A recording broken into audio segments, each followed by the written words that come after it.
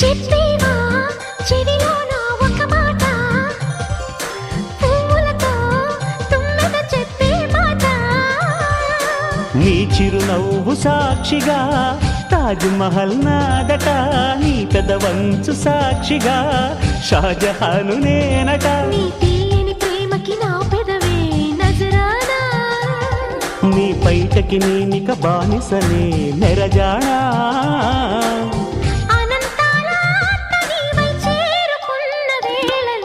కోకలు కట్టిన కోయిలా కమ్మని కౌగిలియవే.